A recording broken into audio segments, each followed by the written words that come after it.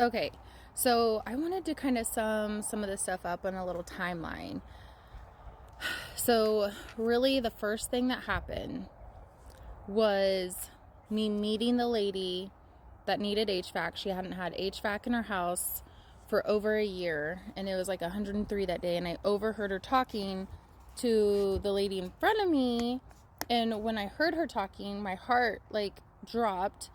And I just felt like God had me sitting there observing that because we have access to all that. So I thought, oh man, we got who helps people that can't afford that?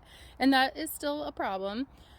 But it made me feel like we needed to turn, my first thought was to turn our business into a nonprofit, to figure out a way to help people that don't have the means for plumbing emergencies, HVAC emergencies. Like, what about older people with fixed income? Like, if there was a service like that that helps people stay in their houses and just love on people, like, I don't know. Anyway, so that was my first step. I went down that rabbit hole and it was jacked up. Like, it's nearly impossible to own your own business, even though it'd be trying to switch it to nonprofit. We would literally not have our hands in it anymore if we still needed an income, and we definitely still needed an income.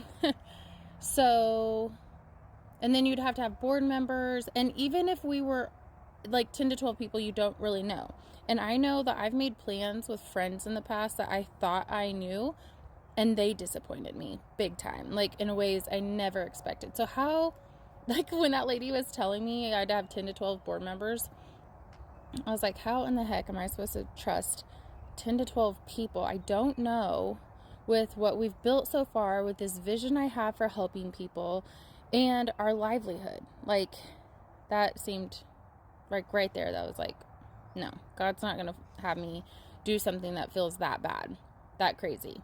Am I fine with somebody stealing my idea right now? Yes, go ahead, figure it out. Figure out a way to do that for people, because that is a need, and I'm good at finding, the missing thing. I'm an entrepreneur, so I can be like, oh my gosh, there's not a solution for that over there. Like, I'm good at that. So take that idea, run with it. Maybe start a franchise so every big city can offer it to everybody. That'd be great. But anyway, once I realized that was not for us, I my car went out. The part in my car went out. And then that's when I realized, like, the part wasn't available, and it was on back order for over a year. All of the mechanics we called couldn't get it. Like, it wasn't available.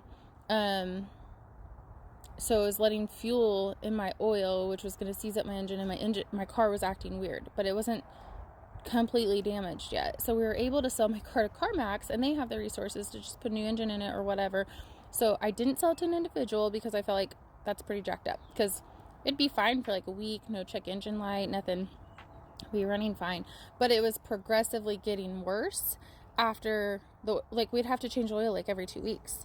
So I could change oil and just sell it to someone and get way more money, but I knew that wasn't right. So I sold it to CarMax, took a loss on it. But I still knew right when that happened, when there's a part that I can't control, I knew that's when God was redirecting me. Like, that's the kind of stuff when a lot of people get so discouraged, like you feel like the world's against you. But I'm telling you, it's like the roller coaster. When you're going up the roller coaster and you can't see down yet, just go ahead and enjoy it. Throw your arms up, because if things are that crazy, freaking out doesn't fix it anyway. Like, you're still going to keep going up, especially if you're buckled in and you have nowhere to go. But then you can at least enjoy it once you realize you're not going to die. Like, but still, it's scary not knowing. But I made a video earlier on TikTok when I was like, yeah, this happened, and I know God's redirecting me. I thought he was going to give me my dream car, which is a Lincoln Navigator. But now that I realize all the other stuff that's happened, I realize that that was my first thing, because I loved my car. That was my first thing to surrender, for my ego to let go of, this security. And I've worked hard, guys. I paid cash for that car, and I loved it. Like, I had personalized tag and everything. I think I got to have that personalized tag. I don't even think I had it on there for a year. Like, I feel like I just paid the freaking taxes on it, And here I am just like, okay, here you go. But now look, it is. And then somebody came and bought Aaron's truck at our garage sale, full asking price, and the trailer while they're at it. And it wasn't even for sale. We literally looked up what the Kelley Blue Book for it was for private party. That's what they paid.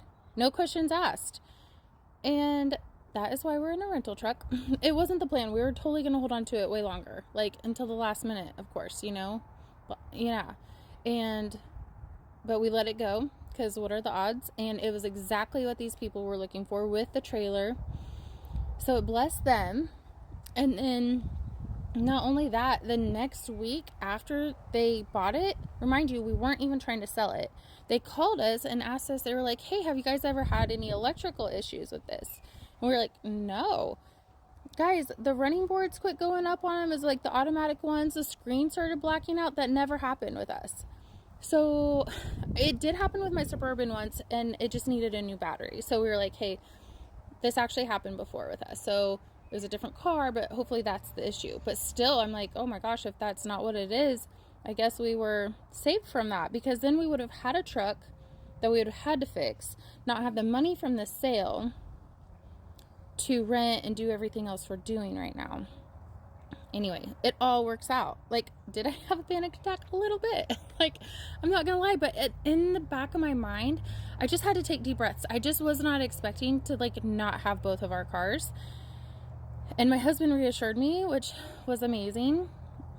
But, yeah. So then, here we are. And now we know we're getting rid of everything now. And we're going to be in a camper. So even if we have a drivable camper, we wanted something fun like a Bronco. And then if we got a fifth wheel, we'll have to have a bigger truck. The F-150 or the Suburban wouldn't work. So the fifth wheel option seems like it's way better living options, right? Which is great for like campsites. But in my head, I just have this picture that we're going to be driving around more comfortable in a drivable RV. That way the kids are sitting at like a table with cushion chairs, like doing homework on the way to places, like that, like driving more comfortable, right? And then if we have to stop, you literally put your sides out, put your little jacks down, you go to sleep. It's really easy. Generator's already built in. You don't have to like pull into something and like hook up to something. You know, anyway. So that's what I have pictured. But then drivable campers don't have as many like living options.